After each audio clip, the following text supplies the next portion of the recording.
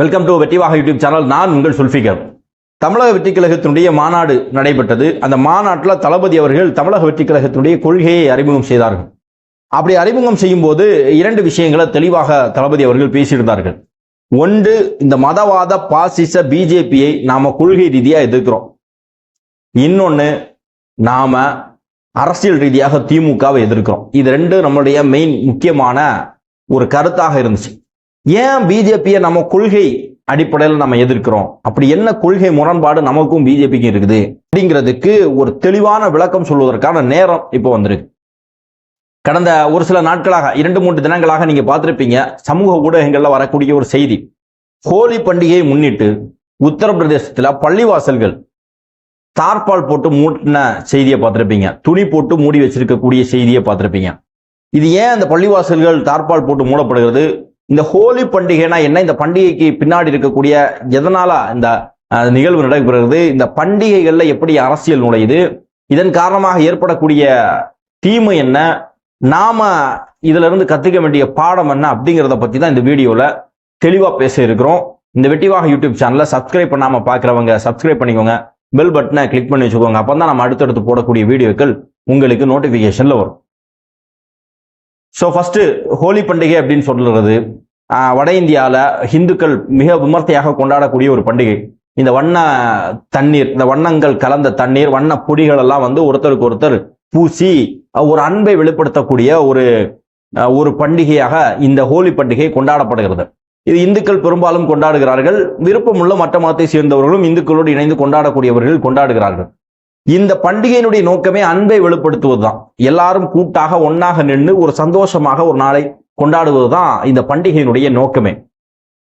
இந்த பண்டிகை மட்டுமல்ல, எல்லா பண்டிகைகளும் அதுதான். தீபாவளி ஆகட்டும், அல்லது முஸ்லிம்களுடைய ரம்ஜான் ஆகட்டும், அல்லது கிறிஸ்தவர்களுடைய கிறிஸ்துமஸ் ஆகட்டும், எல்லா பண்டிகையுமே வலியுறுத்தக்கூடிய ஒரு விஷயம் என்ன அப்படின்னா கொண்டாட்டத்தை தான் வலியுறுத்துது. கொண்டாட்டம் அப்படிங்கிறது சந்தோஷம். இந்த சந்தோஷம் அப்படிங்கிறது எதுல கிடைக்கும் அப்படின்னா, அடுத்தவர்களை நாம எந்த அளவுக்கு சந்தோஷப்படுறோம்.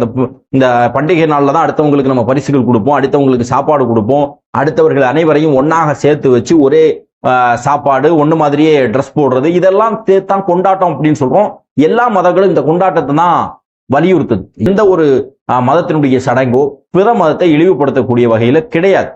ஆனா இந்த ஹோலி பண்டிகை அப்படிங்கிறது அந்த பண்டிகையும் அப்படி கிடையாது. எல்லாருமே சந்தோஷத்தை வெளிப்படுத்துறதுக்கான ஒரு பண்டிகை தான். ஆனா இந்த ஹோலி பண்டிகையின் பின்னால் ஒரு அரசியல் நுழைந்து அது எந்த அளவுக்கு மக்கள் மத்தியில் ஒரு தாக்கத்தையும் ஒரு சமூக அளவுல ஒரு பதட்டத்தை உருவாக்கி இருக்கிறது அப்படிங்கிறதுக்கு எடுத்துக்காட்டு செய்திகள் தான் நீங்க 2 நாட்களாக செய்தி ஊடகங்கள்ல பாக்குறது. பள்ளிவாசல்கள் முழுக்க முழுக்க டார்பாயில் போட்டு மூடுறாங்க, துணி போட்டு மறைக்கிறாங்க, அந்த மினாரா எல்லாம் துணி போட்டு மறைக்கிறாங்க. இது யாரிடம் இருந்து பாதுகாப்பதற்கு இந்த பள்ளிவாசல்கள் எப்படி மூடப்படுகிறது? இப்படி அவங்க எதற்காக அந்த பள்ளிவாசல்களை மூடணும்? அப்படி இந்த பள்ளிவாசல்களுக்கு யாரால் ஆபத்து வர இருக்கிறது அப்படின்னு சொல்லி பார்த்தா, உத்தரப்பிரதேச அரசாங்கம், அதனுடைய மாநிலத்தினுடைய முதல்வர் யோகி ஆதித்யநாத், பிஜேபியை சேர்ந்தவர், அவரு ஒரு சில நாட்களுக்கு முன்பாக ஒரு தகவலை சொல்றார். என்ன அப்படின்னா, ஹோலி பண்டிகை அப்படிங்கிறது வருஷத்துக்கு ஒரு முறை தான் வரும். வெள்ளிக்கிழமை முஸ்லிம்கள் புனித நாளாக கருதக்கூடிய இந்த ஜும்மா தொழுகை மத்தியானம் தொழுவாங்க. இது வாரம் வருது. அதனால இந்த ஒரு வாரமும் முஸ்லிம்கள் வெளியே வராதீங்க, வீட்டை விட்டு வெளியே வராதீங்க, ஹோலி பண்டிகை கொண்டாடக்கூடிய தினம் வீட்டை விட்டு வெளியே வராதீங்க அப்படின்னு சொல்லி ஒரு அறிவிப்பை செய்யறார். சோ இது எவ்வளவு மோசமான ஒரு அறிவிப்பு பாருங்க. ஒரு மதத்தை சேர்ந்தவர்கள் அவர்களுடைய மத நம்பிக்கையினுடைய அடிப்படையில ஒரு பண்டிகையை கொண்டாடுகிறார்கள். இன்னொரு மதத்தை சேர்ந்தவர்கள் அவர்கள் பள்ளிவாசல்ல அந்த ஒரு மணி நேரம் வருவாங்க, தொழுகை நடத்துவாங்க, வீட்டுக்கு போவாங்க. அப்ப இந்த மதத்தை சேர்ந்தவர்கள் இவர்களால அதாவது பெரும்பான்மைன்னு சொல்லக்கூடிய இந்துக்களால் இந்த சிறுபான்மை சமூகத்தை சேர்ந்தவர்களுக்கு பாதிப்பு வரும், அதனால வீட்டை விட்டு வெளியே வராதீங்கன்னு சொல்றது எந்த அளவுக்கு அயோக்கியத்தனமான வார்த்தைன்னு பாருங்க. அந்த நாட்டுல ராணுவம் இருக்குது, இந்த நாட்டுல காவல்துறை இருக்குது. அப்போ ஒரு சமூகத்தை சேர்ந்தவர்களுடைய ஒரு பண்டிகை, ஒருத்தர் ஜும்மா தொழணும் அப்படின்னு சொன்னா அன்றைய தினம் அவர்களுக்கு பாதுகாப்பு கூட கொடுப்பதற்கு அக்கட்ட ஒரு சமூகமாக இந்த சமூகம் இருக்கிறது. பல வீடியோக்களை நம்ம பார்த்திருக்கிறோம். கும்பலாக போய் பள்ளிவாசல்களை இடிக்கிறது, பள்ளிவாசல்களுக்கு முன்னாடி போய் நின்று கத்துறது, பாட்டு போட்டு முழக்கிறது, இந்த பள்ளிவாசலுடைய கேட் எல்லாம் இடிச்சு உடைக்கிறது, கோவில்கள் அதாவது கிறிஸ்தவ தேவாலயங்களை போய் அடிச்சு உடைக்கிறது, இந்த மாதிரியான பல செய்திகளை நம்ம தினம் பார்த்துக்கிட்டு இருக்கிறோம். அப்போ இந்த மத நல்லிணக்கம் அப்படிங்கிற வார்த்தைக்கே அர்த்தம் என்ன அப்படிங்கிறது தெரியாம ஒரு சமூகமாக இந்த வட இந்திய சமூகம், அதிலையும் குறிப்பாக உத்தரப்பிரதேசம், மத்திய பிரதேசம், பீகார் மாதிரியான மாநிலங்கள் இருக்கு. இந்த பீகார்லையும் ஒரு அமைச்சர் சொன்னார், இந்த வெள்ளிக்கிழமை ஹோலி பண்டிகை அன்றைக்கு முஸ்லிம்கள் யாரும் வெளியே வராதீங்க அப்படின்னு சொல்லி. அதற்கு பிறகு அந்த மாநிலத்தில் இருக்கக்கூடிய எதிர்க்கட்சி தலைவராக இருக்கக்கூடிய தேஜஸ்வி யாதவ் ஒரு ரிப்போர்ட்டை கொடுத்திருந்தாரு. முஸ்லிம்களுடைய பள்ளிவாசல்களை நாங்க பாதுகாப்போம், ஒவ்வொரு இந்துக்களும் பாதுகாப்போம் அப்படின்னு சொல்லி அவர் ஒரு அறிக்கையை வெளியிட்டிருந்தார். அதற்கப்புறம் அவங்க பின்வாங்கினாங்க. ஆனா உத்தரப்பிரதேசத்துல ஆளக்கூடிய கட்சி இப்படி ஒரு அறிக்கையை சொல்லி இருக்கிறது. முதல்வரே இப்படி சொன்னார்னா அந்த கட்சியை சேர்ந்தவர்கள், அந்த ஊரை சேர்ந்தவன் எப்படி முஸ்லிம்களை பார்ப்பாங்க? அப்ப வேணுமுனே இந்த ஹோலி பண்டிகை தினத்தன்று கலர்களை பள்ளிவாசல்கள் மேல ஊத்துறது. ஏற்கனவே கடந்த வருஷம் பார்த்தோம், ஒரு தாய், ஒரு மகன், அவருடைய மனைவி 3 பேருமா போகும்போது நடு ரோட்ல நின்று அவர்கள் மேல ஹோலி அந்த கலர் பொடியை ஊத்துறது, அவங்களை அடிக்கிறது, இந்த விஷயத்தெல்லாம் நம்ம பார்த்தோம். சோ இதெல்லாம் என்ன மாதிரியான மனநிலையை இந்த வட இந்திய சமூகத்துல உருவாக்கி இருக்கிறது? அப்ப கொஞ்சம் கூட பிறருடைய மனதை பத்தியோ பிறருடைய சிந்தனையை பத்தியோ அவர்களுக்கு நம்ம தொந்தரவு ஏற்படுத்தக்கூடாது அப்படிங்கிற எண்ணம் இல்லாமல் ஒரு பண்டிகையை இவர்கள் கொண்டாடி என்னத்தை சாதிக்க போறாங்க? அப்ப இதையெல்லாம் விழிப்புணர்வு ஏற்படுத்த வேண்டிய பொறுப்பும் கடமையும் யாருக்கு இருக்குன்னா அங்க இருக்கக்கூடிய அரசியல் கட்சிகளுக்கு, சமுதாய அமைப்புகளுக்கு இருக்கு. ஆனா அங்க இருக்கக்கூடிய அரசியல் கட்சிகள் யாருமே அதை செய்யறதில்ல. நான் கேட்கிறேன், உத்தரப்பிரதேசத்துல பிஜேபி மதவெறியோடு நடந்து கொள்கிறது, பிஜேபி ஆட்சி மதவெறியோடு நடந்து கொள்கிறது. ஆனா அங்க எதிர்கட்சிகள் சொல்லி காங்கிரஸ் இருக்கிறது, சமாஜ்வாதி பார்ட்டி இருக்கிறது, பகுஜன் சமாஜ்வாதி பார்ட்டி இருக்கிறது. இவர்கள் எல்லாம் பேசும்போது மத நல்லிணக்கம், சமத்துவம், முஸ்லிம்கள் எல்லாம் எங்களுடைய சகோதரர்கள் இப்படி எல்லாம் பேசக்கூடியவர்கள் ஏன் இந்த பள்ளிவாசல்களுக்கு நாங்க பாதுகாப்பு கொடுக்கிறோம், ஏன் நீங்க இந்த மாதிரி டார்பால் எல்லாம் போட்டு கட்டணும், எந்த பிரச்சனையும் கிடையாது, நாங்கள் பாதுகாப்பு கொடுக்கிறோம், ஏன் இவங்க சொல்றதில்லை அப்படின்னு பார்த்தா இவங்களுடைய இந்த மத நல்லிணக்கம், இந்த சமூக நல்லிணக்கம் எல்லாமே வெறும் பேச்சளவுல தான் இருக்குமே தவிர அந்த களத்துல எதுவுமே ஈடுபடாது. அது காங்கிரஸ் ஆனாலும் சரி, சமாஜ்வாதி ஆனாலும் சரி, பகுஜன் சமாஜ்வாதி ஆனாலும் சரி, அந்த மக்களுடைய பாதுகாப்பை அவர்கள் தான் உறுதி செய்யணும் அப்படிங்கிற ஒரு சூழல் இருக்கிறது. மாட்டின் பெயரால் கும்பலாக போய் படுகொலை செய்யறது. ஏன் இவங்க கும்பலா போய் இதெல்லாம் செய்யறாங்க அப்படின்னா, இந்த கும்பலா போய் செய்யறத ஹீரோயிசமா நினைக்கிறாங்க. இந்த கும்பலா போய் செய்யும் போது அப்படி செய்யக்கூடியவர்களுக்கு மேல கடுமையான நடவடிக்கைகள் எடுக்கப்படுவதில்லை. எங்கேயாவது ஒரு பள்ளிவாசல் இதே மாதிரி கும்பலா போய் செய்யும் போது அவங்க அதுல ஈடுபட்டவர்கள் மேல ஒட்டுமொத்தமாக நடவடிக்கை எடுக்கப்பட்டு அவர்கள் கைது செய்து பல மாதங்கள் சிறையில் அடைக்கப்பட்டார்கள் அப்படின்னு சொன்னா, அவர்கள் மேல தண்டனை உறுதி செய்யப்பட்டுச்சு அப்படின்னு சொன்னா அவர்கள் மீண்டும் அதை செய்ய மாட்டாங்க. ஆனா இங்க அது நடக்கல. உங்களுக்கு தெரியும், 1992 500 வருடங்கள் முஸ்லிம்கள் தொழுது வந்த பாபரி அப்படின்னு சொல்லக்கூடிய ஒரு பள்ளிவாசல் இதே பாஜகவால இடித்து தரைமட்டமாக்கப்பட்ட அந்த பள்ளிவாசல் இடிக்கக்கூடிய அந்த வாகனத்துல இருந்தவர் தான் மோடியும் ஒருத்தர். அன்னைக்கு மிகப்பெரிய தலைவராக அத்வானி இருந்தார். அந்த பள்ளிவாசல் இடிப்பு சம்பவத்தில் ஈடுபட்டவர்ல ஒருத்தர் தான் மோடி. இன்றைக்கு அவர் தான் நாட்டினுடைய பிரதமர். அப்ப அந்த பள்ளிவாசல் இடிப்பு சம்பவத்தில் ஈடுபட்ட ஒருத்தர் மேல கூட நடவடிக்கை கிடையாது. ஒரு நாள் கூட ஒருத்தர் கூட சிறையில வைக்கப்படல. இதுக்கு முழுக்க முழுக்க காங்கிரஸ் தான் காரணம். காங்கிரஸ் ஆட்சியில தான் இது நடந்துச்சு. அப்ப ஒருத்தர் கூட சிறை வைக்கப்படல அப்படின்னு சொன்னா மீண்டும் மீண்டும் இதே மாதிரி பிற மதத்தினுடைய பள்ளிவாசல்களை, ஆலயங்களை இடிக்கணும் அப்படிங்கிற நோக்கம், அதை தரைமட்டமாக்கணும், அதற்கு எதிராக ஏதாவது வன்முறைகளை செய்யணும் அப்படிங்கிற ஆர்வம் இந்த கூட்டங்களுக்கு, இந்த சங் பரிவார கூட்டத்திற்கு எழுமா இல்லாதான்? நிச்சயமாக எழும். அதனுடைய வெளிப்பாடு தான் இன்னைக்கு நம்ம கண்கூடாக பார்த்துட்டு இருக்கிறோம் வட இந்தியால. சோ இந்த மாதிரி இந்த வன்முறை மத ரீதியாக மக்களை பிளவுபடுத்துவது, மனித தன்மைக்கு அப்பாற்பட்ட செயல்கள் நடந்து கொள்வது. முஸ்லிம்களுக்கு மட்டும் இல்லைங்க அங்க பிரச்சனை, தாழ்த்தப்பட்ட தலித்து மக்களுக்கும் இதே மாதிரி தான். கும்பலா போய் தலித்துகளை அடிக்கிறான், கும்பலா போய் பெண்களை அடித்து அவர்களுடைய ஆடைகளை களைந்து நிர்வாணமாக அடிச்சு வரட்டுறான். தொடர்ந்து நடக்கிறது உத்தரப்பிரதேசத்துல. இது மட்டும்தான் அங்க நடக்குது. ஆனா அந்த மாநிலத்தினுடைய கட்டமைப்பு சரியா இருக்கானா இல்ல, அந்த மாநிலத்தினுடைய சுகாதார கட்டமைப்பு சரியா இருக்கானா இல்ல, அந்த மாநிலத்தினுடைய கல்வி வளர்ச்சி அடைஞ்சிருக்கானா இல்ல. அப்ப மக்களுக்கு தேவையான அடிப்படை சித்தாந்தமாக இருக்கக்கூடிய அவருடைய வளர்ச்சி, அவருடைய வேலை வாய்ப்பு, அவருடைய கல்வி, அவருடைய வாழ்வாதாரம், அவருடைய பொருளாதாரம், இந்த எதுலையுமே இந்த பிஜேபி அரசாங்கம் கவனம் செலுத்துவது கிடையாது. மாறாக அவர்களை ஒரு மதவரை ஊட்டப்பட்ட ஒரு காட்டு மிராண்டி கூட்டமாக, இவனுங்க நம்மளை சொல்றாங்க நாகரிகமற்றவர்கள் சொல்லி, இவனுங்க ஒரு காட்டு மிராண்டி கூட்டமாக இருந்து கொண்டு ஒட்டுமொத்தமாக பிறர் மேல வன்மத்தை விதைத்துக் கொண்டிருக்கிறார்கள். அந்த விஷயத்தை பார்க்கும்போது தமிழ்நாடு எல்லாம் எவ்வளவோ மேல்.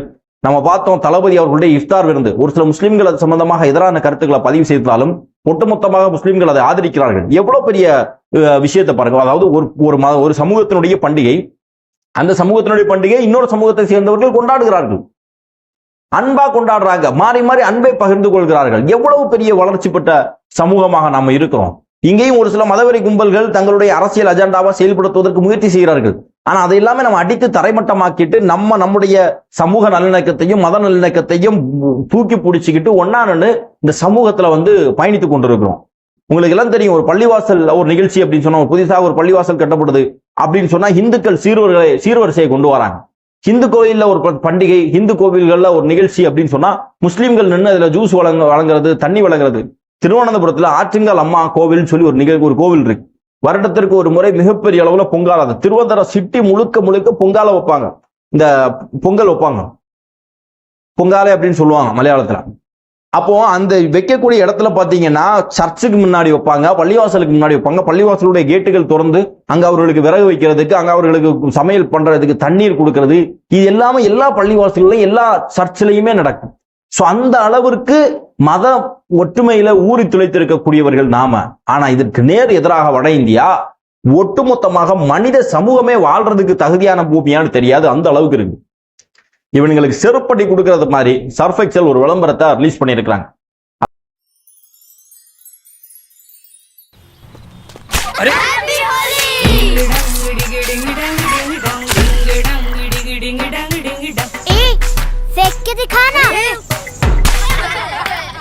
बस घर से निकलो खेलो खेलो यारा रंग, इंद्रधनुष के जैसे रह लो सारे संग।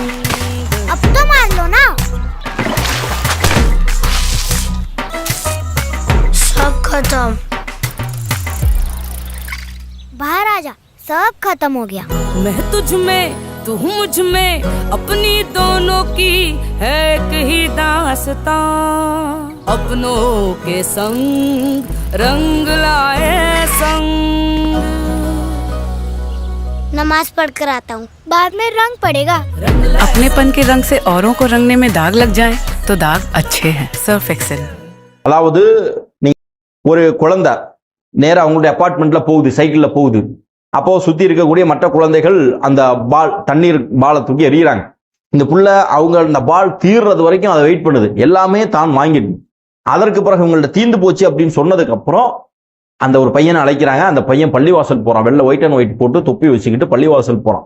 இந்த குழந்தை சைக்கிள் ஏற்றி அவனை கொண்டு அங்க விடுது. இது ஒரு சின்ன ஒரு விளம்பரம் தான், ஒரு குழந்தைகளை வச்சு எடுத்திருக்கிறாங்க. ஆனா அது எவ்வளவு பெரிய செய்தி சொல்லுது பாத்தீங்களா? யார் அந்த பண்டிகை கொண்டாடுகிறார்களோ அவங்கள அவங்களோட நம்ம அந்த பண்டிகை கொண்டாடலாம். மற்றவர்களுக்கு நம்ம எந்த வகையிலையும் தொந்தரவு செய்யக்கூடாது. அவரவருடைய நம்பிக்கை அவரவருக்கு பெருசு, அவரவருடைய நம்பிக்கையை மதிக்கணும். அதுதான் மனித மாண்பு அப்படிங்கிறத ஒற்றை விளம்பரத்துல சர்ஃப் எக்ஸல் தெளிவாக சொல்லி இருக்கிறது. அன்பு சகோதரர்களே, இந்த வீடியோ மூலமாக உங்ககிட்ட நாம கேட்கறது ஒன்றுதான். மதம், ஜாதி, மொழி, இனம் இதெல்லாமே இடைக்காலத்துல வந்ததுதான். மனிதம் அப்படிங்கிறத நம்ம எல்லாருக்குமே பொதுவாக இருப்பது. இந்த மனிதம் அப்படிங்கிற ஒரு விஷயத்தை தூக்கி பிடிக்க வேண்டிய காலத்தினுடைய கட்டாயத்தில் நாம இருக்கிறோம். ஹிந்து, முஸ்லிம், கிறிஸ்தவன், நீ அந்த ஜாதி, நான் மேல் ஜாதி, நீ கீழ் ஜாதி, நீ அந்த மொழி பேசக்கூடியவன், நீ இந்த மொழி பேசக்கூடியவன், நீ ஆண், நான் பெண், இப்படிங்கிற பாகுபாடுகள் அத்தனையுமே கலைந்து நம்மெல்லாம் மனிதர்கள், மனிதாபிமானம் மிக்கவர்கள் அப்படிங்கிறத பறைசாட்ட வேண்டிய நேரத்துல நாம இருக்கிறோம். சோ நம்ம மனிதாபிமானத்தை பறைசாட்டணும் அப்படின்னு சொன்னா இந்த மாதிரியான மக்கள் மத்தியிலே பிளவுகளை ஏற்படுத்தக்கூடிய வகுப்புவாத சக்திகளுக்கு எந்த இடத்துலையுமே நாம இடம் கொடுக்க கூடாது. அப்படி கொடுக்க கூடாதுன்னா இவன் நேரடியா வரமாட்டான், மறைமுகமாக வருவான். இப்ப இவனுடைய அரசியல் சித்து விளையாட்டுகள் என்ன, இவருடைய அரசியல் நுணுக்கங்கள் என்ன, அத்தனையுமே தெளிவாக தெரிந்து வைத்திருக்க வேண்டியது காலத்தினுடைய கட்டாயம் அப்படிங்கிறதையும் நீங்க தெளிவாக புரிந்து கொண்டு, அன்பார்ந்த சகோதரர்களே, இந்த தினம் பிறர் மீது வெறுப்புகள் இல்லாமல் உண்மையிலேயே தங்களுடைய பண்டிகையாக கொண்டாடக்கூடிய, ஹோலி கொண்டாடக்கூடிய அத்தனை இந்து சகோதரர்களுக்கும் ஹோலி தின வாழ்த்துக்களை தெரிவித்துக் கொண்டு இந்த வீடியோ சம்பந்தமாக உங்களுடைய மேலான கருத்துக்களையும் பதிவு செய்யுங்கள். நன்றி.